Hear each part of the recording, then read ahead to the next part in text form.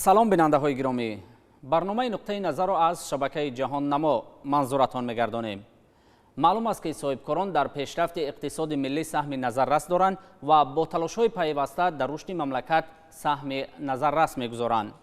پیشوای ملت محترم امام علی رحمون در پیام سالانه با مجلس عالی مملکت در برابر دیگر مسائل مربوط به سیاست داخلی و خارجی با این مسئله نیز توجه کردند و از نقش صاحبکاران در روند تدبیرهای آبادانی و سازندگی به استقبال 30 سالگی استقلال دولتی جمهوری تاجیکستان یادآور شدند.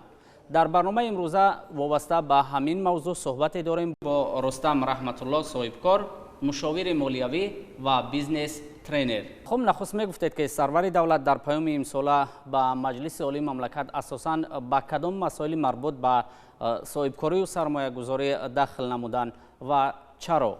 البته پیام امساله بسیار یک پیام خوب بود، یک پیامی که برای راهنمایی هم گفتم بود که صاحبکاران هم مردم یک چیزی نو با میان آمد. یعنی جناب عالی افشار کردن، یعنی گفتن قریب که هر سال پیام رو من گوش میکنم، با خود تحلیل میکنم یا از اونجا یک چیز میگیرم برای دستور کاری خودم. زمان یعنی دنیا رویشش دیگر شده ایستاده است، یعنی طلبات زمان دیگر شده ایستاده است. جناب عالی با پیام خود همون چیز رو پیشگویی کرده ایستادن، یعنی برای صاحبکاران، برای مردم گفته ایستادن که ما باید این سمت رو بینیم، چون هر سال، هر یک 5 سال 10 سال طلبات دنیا دیگه شده است، بازار دنیا دیگه شده است.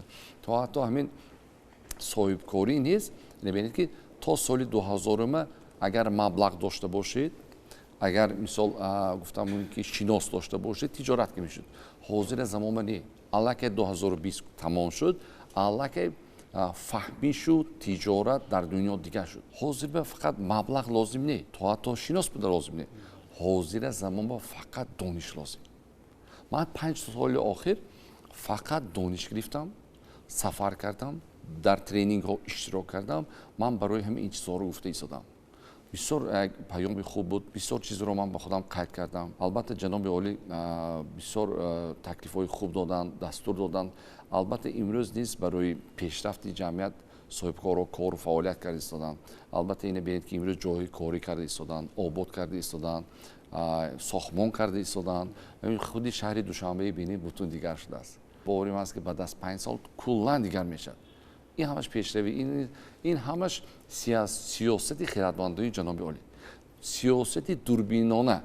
وقتی که ما 2017 مهمان دعوت کردیم از قزاقستان، از همین سرحدی اویبک در آمدن، گفتن که راه شما بهترین راه بوده است.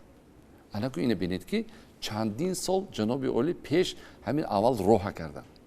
امروز همین نقبای ببینید. من همین سال میسر شد، یعنی سال گذشته 2020 ماهای سپتامبر اکتبر تا همین ولایت خطان بسیار جاش رفتم، بسیار راه بهتر، عجیب. انا که ببینید که راه این رک‌های خونگرد میگن برای پیشرفت، برای آبادی دیار. انا که امروز من چی از همین چیز فهمیدم که امروز هر یک صاحبکار باید پیش از همه منفعت‌های دولتی ملیتی رو پیش ببرد، آبادی کشور رو پیش ببرد. تا حتی من امروز سال 2020 بسیار سالی پرحساس بود، وادار کرد که تجارت های دیگر رو ما در فکرش شدیم. یعنی ترتیب کار ما دیگر شد. چی شد؟ اساسا در دنیا اینترنت شد، یعنی علاقه با اینترنت. الان ما وقتی که من در سال 2020 با همین چیز آمدم و دانش گرفتم و مکتبی تجارت و رشد شخصیت را بنیاد کردم و تشکیل کردم، الان من طریق اینترنت درس داده ایستادم. امروز هم صاحبکاری دولتی و درونی تاجیکستان بیرون بیان درس داده ایستادم. تا حتی من نصیحت ها داده ایستادم که اینو ببینید، پیش از همه این دانش مالیوی، چهل تجارت رو کشادن، آغاز کردن برای جوانان، بی خطاگی، پول رو گم نکرده. سعی این رشد تجارت. اگر شما تجارتان باشد، کار به اواره دانشگیری وقتتان است. من دانشگیری ایستادم، رو شما تجارتان 10 مراتب رشد داده ایستادم. الان که این ببینید، اون کسانی که با قرض فرآمدن، ما اونها رو برآورده ایستادیم. چون که من خودم در قرض بودم، من میدونم که اونجا چه خیلی است. الان این چیزا کرده ایستادیم. برای هم من گفتنی هستم که بسیار پیام خوب بود، پیامی سازنده بود راهنمایی بود. البته من گفته ایستادم که جناب عالی پیشتر دیده ایستاده. ممکن بعضی نفرها این چیز رو نفهمن حالی. لیکن دوربینانه جناب عالی همین چیز رو دستور داده ایستادن که ما باید با همین راه رویم، با همین طرز کار کنیم که وطن را آباد کرده باشیم. یعنی میتوان گفت که پیام پیشروی ملت در برابر دیگر ساحه‌ها یک دستور عملی مکمل برای صاحبکاران و سرمایه‌گذاران در کشور ما البته طور در پیام تاکید گردید کافی نبودن جلب سرمایه به نظام بانکی و تاسیس نمایندگی بانک‌های خارجی جهت بهتر نمودن مبلغ گذاری کارخانه‌های استحصالی از جمله کمبودی‌های میباشند که باید هرچه زودتر برطرف کرده شوند. با اندیشه شما با کدام راه میتوان در این سمت هرچه زودتر موفق گردید؟ پیش از همه ما باید امروز فکر کنیم که اون نفرانی که بیرون از تاجیکستان هستند هموطنان ما آنها رو دستور دهیم که کدام چیزها رو مبلغ گذاری کنند و کدام جا مبلغشان رو گذارند که از آنجا فایده گیرند. اینو که ببینید که من 15 روز در دبی بودم. 15 روز به من گفتم که زیخ شدم بی وطن یاد کردم 15 روز. اینو که ببینید که امروز مهاجرای ما چقدر اونجا بگشتن. بسیارشون میخواهند که در همینجا مبلغ گذاری کنند. نمیگه نمیتونن که در کدام ساحه مانند که از اونجا درآمد گیرن و ریسک روشون پیش برن. من بسیارشون ما همین چیز آموزنده ایستادم. یعنی اول رشد تجارتشون رو فهمیدم و سعیمش این که کدام ساحه و مبلغ گذاری در وطن کنن تا که در ببینید که بسیارشون رفته بودن 20 ساله بودن الان 50 ساله شدن 60 ساله شدن خود نخود اینجا میخواهند چون که اون چیزی که در خاک وطن هست در آنجا نیست. با اندیشه شما در این سمت بلند برداشتن دانش مالیوی صاحبکاران و سرمایه‌گذاران ضرور است. البته پیش از همه دانش مالی برداشتن صاحبکاران وطنی یعنی ما اول رو بیاریم برای سرمایه‌گذاران داخلی و سرمایه‌گذاری که از بایر میبرد در فکرش چی است هیچ کس نمیداند. لیکن اون سرمایه‌گذاری که ما در داخلی هست ما با کم دانشتیم دستور دیم امکانیت دیم چیزی که در جناب عالی گفتن که کمک کنیم اقل نتونیم خلال نرسانیم. جناب عالی بسیار همین چیز رو ناز قید کردن. هستند جوانایی که اومده در وطن مبلغ گذاری کنن فهمیدن نکار ممکن و ها حسابی دانش خودشون کمتر بودن ناآمده هستند. وقتی که اینو ببینید کدام وقت به ترس پیدا میشه که دانش نباشد فهمیش نباشد. همین تاریک برای چه از آدم از تاریک میترسه چون که دیده نمیتونه پیش راهشه. وقتی که دانش میگیرن پیش راهشون رو میبینن راه گشوده میشه و ها مبلغ گذاری میکنن. ما بیشتر من فکر میکنم که همین چیز به کوشش کنیم اهمیت دیم که صاحبکارای ما بسیار هستند در خارج بسیار مبلغ های کلان کار کنند میخوان مبلغ گذاری کنن همینجا کارخانه بنیاد کنن و همینجا آماده گردن.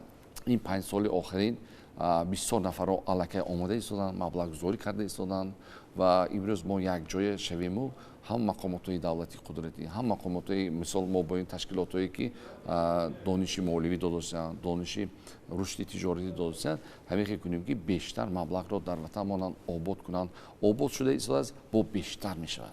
بهتر گردن فضای سرمایه گذاری و صاحبکاری و جلب سرمایه مستقیم برای تامین نمودن رشد استوار اقتصادی ملی که از سمت‌های افضلانه که سیاست اقتصادی دانسته شد شما این نکته را چگونه شرح می‌دهید؟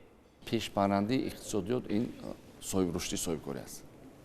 تمام اینجا که ما احاطه شده است فهمیدیم این همه محصول مهنتی صاحبکار است آبادی. اناکنون اون چیزی که در ما احاطه است این فکر است. فکر یک شخص یک فکری وای همین تلفن ما هم این تلفن این فکر یک است. اناکنون ببینید که هر یک چیز در دنیا دو مراتب پیدا میشه. اول در فکری ما بعد در حیاتی ما. یا خود هندوستان حاضر بازار دنیا رو ایده پروگرام سازی گرفته است. برای چی ما نمیتونیم؟ جوانای ما بهتر هستند خوبتر هستند هم آداب هم اخلاق هم رفتار به مردم ما باید بهترین نیست است. ما همون راه نشان دادیم جوان‌ها که تو جوان‌ها باید همین راه گرفتن. ما ذخیره انسانی باید رهدیم. رشد اقتصادی برای رشد اقتصادات تامین کردن ما باید جوانای رشدیم. تا که جوان‌ها اقتصادات رشدیان. انا که گفتم ما همین پرابلمه فقط برگ درخت دیدن نکنی درخت ریشه دیدن نکنی. برای جوانای رشد دادن من استادای هم شروع میکنم. لیکن ما باید امروز استادای رشدیم. بعضی هاشون بخشش میپرسم дар фикршон ҳоли дар асри 20 ҳастанд. аз асри 21 шуд. ҳамон чизе такрор карда истоданд. Набояд ихел шавад. мо имрӯз қадам бо замона равем, қадам бо бозоргонӣ равем. дигар давлатҳо чӣ карданд, ҳамона мо таҷрибаи гирифта ҷорӣ кунем. шумо духтур ҳастед, инженер ҳастед, намедонам сварчик ҳастед, ки набошед, шумо бояд беҳтарин бошед. пеш якта диплом дошта бошед, зиндагитон назм мегузаред. ҳозир дута бошда ё сета бошаду мутобиқи ҳамин замон кор накунед, намешавад. шумо ҳам касби худатон беҳтарин шавед, сони зиндагитон назм мегузарад. мобайн намешавад. беҳтарин бояд бошед. духтури беҳтарин мекунанд, инженери беҳтарин мекунанд, ё намедонам ҳамин то ҳатто устои беҳтарин намекунанд. дуруст? як сир ҳар рӯз 1 соат оиди касбатон шумо бояд чизи нав хонед. тамом. ҳар рӯз шумо беҳтарин мешед. рушди соҳибкорӣ, дониши соҳибкорӣ мо аз синфи 8-9 оғоз кардатим. аллакай ҳамон 8-9 мо ёдтем ки имрӯз ту расӣ меривӣ хуб, лекин ту рафта сохон кор накун бародар. бачаам накун. ту метавонӣ ки ту ман инженер шавӣ, ту метавонӣ духтур шавӣ, ту метавонӣ повар шавӣ, ту метавонӣ ақаллам телефон дурусткунӣ шавӣ, ту метавонӣ мӯя сара тоза мекардагӣ шавӣ. ту ин корҳои қабл кори осон. ту метавонӣ бачаам. дуюмаш ин ки 8-9 синфова нақстар варзиши ёд додан накун. варзиш обудоби бадан ҳатман. чунки вақто аз давлат берун мерад, бояд худаш ҳимоя кардашта бошад. ҳимоя ва фақат дига ҳеҷ чизе не. мактабҳои варзиши дар ҷумҳурӣ ҳаст ки ҳамин чиз ба вазифадор. на ҳар якташ имрӯз ҳамин вазифаи иҷро кардааст. дар мо бояд бо маориф як шуда барои тарбияи насли наврас, обутоб додани онҳо ҳамчун ва пурқувват шудан мо бояд кор кунем. дар паём пешвои миллат муҳтарам Эмомалӣ Раҳмон дар самти барасмиятдарорӣ фаъолияти соҳибкорию сармоягузорӣ аз тариқи низоми электронию рақамӣ ба мақомоти марбута супоришҳои мушаххас додан ва дастур доданд ки дар ин самт тадбирҳои саривақтӣ андешанд. шумо бартарияти ин низомро дар чӣ мебинед? яъне низоми электронию рақамӣ гуфта чӣ гуна низом аст ва он чӣ гуна афзалият дорад? пешвои миллат дурбин гуфтам ку сиёсати дурбиннома доранд. анакун бинед ки ҳозира замон медонед ма ҳама чи қимат. ҳама чизи қимат ҳозира замон ба вақт. ана ин чизи чазоби олӣ гуфтагишон вақти соҳибкора сарф кунад. беҳтарин. ман ҳолӣ гуфта истодам ки мисол ман чандта соҳа ва таҷрибаҳои калон дорам. ҳам тиҷорат, ҳам соҳаи давлатӣ. ин бинед ки ман 30 сол таҷриба дорам. агар ягон ҷавон ман ба 3 сол шогирдӣ кунад, 27 солро мебурад. бисёр соҳибкорро дӯстом ҳаст, шогирдом ҳаст мегӯям ки ақаллан ту 10 нафарро бояд тарбия кунӣ. ақаллан 10 нафар ҷавона аз дасташ қабл хатогӣ мекунад тиҷорат ба, пешравӣ кунад, маблағ бошад, маблағ жете. баъзе ҷавоно ҳаст ки 5000 сомон дакор тиҷораша сар кунаш дакор. ё 10000 сомон дакор. фикраш ҳаст, ҳамин дастгирӣ намеёвад, расӣ мерад. ва ин дастгирӣ кунем, ту роҳ нишон дим, чӣ кунем? ман ҳар якти дӯстам мегӯям, устодо шогирдом гуфта истодам ин чиз ки ман худам бисёр шогирдо дорам. тариқи электронӣ солҳои пеш ва ҷорӣ кардем. ҳисоботи андоза. аллакай ин як. вай. чунки рафта дар навбат намеистем. вай тавалло намегӯем ки ҳисоботумо қабул кун. вай ноз мекунад, нуз мекунад. ин чиз ҳам аз тариқи вай қабул кард тамом. ин ҳам ҳамин чиз. бисёр барои пешравии соҳибкорӣ ин мусоидат мекунад. ҳукумати ҷумҳурии Тоҷикистон имрӯз ба истеҳсоли маҳсулоти ивазкунандаи воридот яъне таваҷҷӯҳи зиёд дорад. аз нигоҳи шумо соҳибкорони ватанӣ дар ин самт чӣ гуна нақш доранд феълан ва чӣ гуна нақш бояд дошта бошанд? як сиёсати бисёр хиратмандони ҷаноби олӣ буд ки воридоти мурғро бастанд. ҳамин чиз боис шуд ки рушди ҳамин соҳа шуд. чандита ҷои корӣ шуд. чандита ва обод шуд ҷоҳо. анакун ҳамин давра ба давра ҳамин чизро ҳукумати ҷумҳурӣ бояд пешниҳод кунад. давра ба давра. ин якбора карда намешавад. лекин давра ба давра. ман аз дур ба намерим давлати ҳамсоя Ӯзбекистон ин қадар текстил рушд кардагӣ ки аллакай бозори Россия гирифтааст. аллакай текстили Ӯзбекистон Турсияки рақобат кардааст. мо ҳам метонем, мо ҳам беҳтарин кадрҳо ҳастанд, беҳтарин чиз ҳастанд. фақат ин сиёсаташ мондан накор, дастгирӣ ҳамон соҳа шудаст накор, як муддат то пова истода наша. ин шудми дигар соҳа мегирем. якбора кардан мумкин не ин чиз. оҳиста оҳиста ҳар 2 сол, 3 сол ҳамин чиза кунем ки бисёр рушд мекунад. Анакнун мо бисёр энебененде бисёр чизҳои мо метавонем дар дигар давлатҳо бурда фурӯшем. Ман дар Дубай будам. Ман аллакай 4 шартнома карда омадам. Якумаш ин барои бурдани меваи хушки мо. Беҳтарин ин чиз. Дуюм ин бурдани асал. Беҳтарин. То ҳатто ҳастанд ки саҳмгузорам ҳастанд. Гуфтасем мо омода ҳастем ки ҳамин чиз маблағгузорӣ кунем. Фақат ҳамин чӣ гӯям шишаҳои хуб ба беҳтарин ба агар мутахассисон нарасад даъват кардан мудакор. Фақат муҳим ҷаноби олӣ бисёр даромадшон мегӯем ки ташкилот чӣ шавед. ҳамин ташкил кардани кор ман обязательно ман худам технолог шавам. Ман бояд даъват кунам. Агар дурини худомо набошад ҳатто ман бояд аз дигар ҷо биям. маблағ гашитам лекин сифата насб кунам. бисёр ширкатҳо барои чӣ муфлис мешаванд медонед? Чойро мо бояд 100 градус ҷӯшонем баъд нӯшем. Ваҳо ҳамин тиҷоратро 30 градус мекунанд. хай давомашро боб мекунем ку гуфта не. бояд 100% шавад. ҳама чиз мукаммал бошад. ман сони ҳамин шогирдомам гуфтам ки агар шумо ягон чиз мекушодагӣ шавед, мисол истеҳсоли коғаз ё истеҳсоли ручка, шумо бояд аз манам истеҳсолчи ҳамин коғаз, аз ман 5 та фарқиятон бошад. 5 та дигаргунӣ бошад. баъд шумо кор кунед пеш меред. агар айнан ман бо ин кор кунед намешад. аллакай инҷо илмҳои тиҷоратӣ бояд кор фаҳмад. соли равон мардуми сарбаланди тоҷикистон аз 30-солагии истиқлоли давлатии ҷумҳурии тоҷикистон ки яке аз ҷашнҳои бузурги миллӣ аст истиқбол мекунанд ва пешвои миллат аз саҳми соҳибкорон дар роҳи истиқбол аз ин ҷашн дар поёми солона низ таъкид доштанд ва саҳми онҳоро дар раванди тадбирҳои ободонию созандагӣ назаррас арзёбӣ карданд. шумо чӣ фикр мекунед ки имрӯз боз соҳибкорони ватанӣ бояд барои истиқболи бошкӯҳ аз ин ҷашн чӣ корҳоро ба сомон расонанд?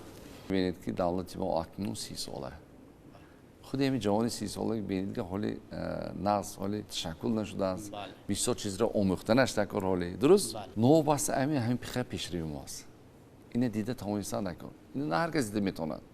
лекин ки он нафаре ки як ғиш мондааст, як ҷои обод кардааст, баъд мефаҳмад қадра. мегӯяд ки қадри заргара зара заргар медонад. акун ина бинед ҳар як соҳибкор имрӯз вазифадор аст ки обод кунад. ақалла кӯчаи худаша, ақалла ҳамун деҳаи худаша, ақалла ҳамун ноҳияи худаша, вилоят, ҷумҳурӣ куҷои тоҷикистон набошад бояд ғиш монад, обод кунад. раҳмат мегӯям бисёр нафарро карда истоданд. мо метавонем бо бисёртар кунем, бо нақстар кунем. имрӯз мо ҳар як соҳибкор бояд дар бари ҷаноби олӣ истем. ҷаноби олӣ ҳамин қадар намеда тоҷикистон дар арзаи байналхалқӣ шиносонданд, мои эътироф карданд. худованд он давлату миллате ки дӯст медорад, вай ба пешвои хиратманда медодааст. пешвои мо чунин пешво ҳастанд. барои чӣ? доим барои пешрафт, ободӣ ва некӯаҳволии халқ фикр мекунанд. ина мо дида истодем, ҳис карда истодем. камбудии ҳама ҷон ҳаст, норасугии ҳама ҷон ҳаст. ҳамин русия анда нест, ҳамин дубай анда нест. ман дида омадам. лекин мо имрӯз некбин бояд бошем. пешвои миллат муҳтарам эмомалӣ раҳмон дар самти дастгирии табақаи ниёзманд низ таваҷҷӯҳи зиёд дорад ва дар сиёсати иҷтимоӣ давлату ҳукумати ҷумҳурии тоҷикистон дастгирии ин табақа дорои афзалияти хос аст. ба андешаи шумо соҳибкорон дар самти дастгирии табақаи ниёзманди ҷомеа чӣ корҳоро бояд ба сомон расонанд? дар дунё 1% одамон бою ба давлат буданд. 99% мобайн амобайн поён. акун як корхона ба якта кассир. дидосед? агар худованд ҳамаи кассир мекард, хаос мешуд. 1%. акун 1% бояд чӣ кор кунад? аввал хеш баъд дарреш кутаги точико. бузургои мо ин ҳамтон нагуфтанд. акун соҳибкор ки вақте ки пул кор мекунад, вай аз они вақт якта худаш не вай. аввал хешша бинад, кирдата бошад. баъд дигарҳоям низ бояд кӯмак кунад. ҳамин чиза амрикоию европейцо фаҳмидааст. то натиҳа дигар намебиёд. ваҳо чӣ ташкил карданд? онҳо фонд ташкил карданд. ҳама соҳибкорани фонди хайрияшай. ҳамин чиза соҳибкорои моам карда истоданд. ман бисёрашонро медонам. пинҳонӣ карда истоданд. баъзеҳошон нишон дода истоданд. ҳамин нишондодишонам тарбия барои дигар кас. ин нишон додан барои худнамоишӣ не. акун имрӯз шабакаи интернет дастрас шуд. асри 21 аст. баъзиҳо нишон додаистанд хай бигзор нишон тиҳанд барои чӣ не ҷаноби олия менед ҳар як иду айём ҳар як чорумини аввал етимхона меранд сери етима дастгирӣ мекунанд табақаҳои ниёзманда меранд чуа бисёр сиёсати хиратмандонаю мегӯям ки яъне ҳамон табақаҳои ниёзманд ба дастгирии сиёсатшон аст ман ина медонем аз соли 94 дида истодам ҳар як ҳамин ташрифи ҷаноби олӣ дар вилояти суғ ё дигар ташрифшон шаҳрноё ҳатман бо етимон воқиф мехӯранд дили ваҳҳое мебадоранд мегӯянд ки бачаам зиқ нашав ман падарат мана ин чиз бисёр чизе наст ҳар як амали ҷаноби олӣ барои мо соҳибкорон намунаи ибрат бошад. ташаккур барои суҳбат. бинандаҳои гиромӣ бори дигар ёдовар мешавем ки суҳбате доштем бо рустам раҳматулло соҳибкор мушовири молиявӣ бизнес тренер оид ба имконияту шароити фаъолияти соҳибкорию сармоягузорӣ дар мамлакат дар партави паёми солонаи пешвои миллат муҳтарам эмомалӣ раҳмон ба маҷлиси олии мамлакат. барномаҳои дигари шабакаи ҷаҳоннамо идома доранд, бо мо бимонед.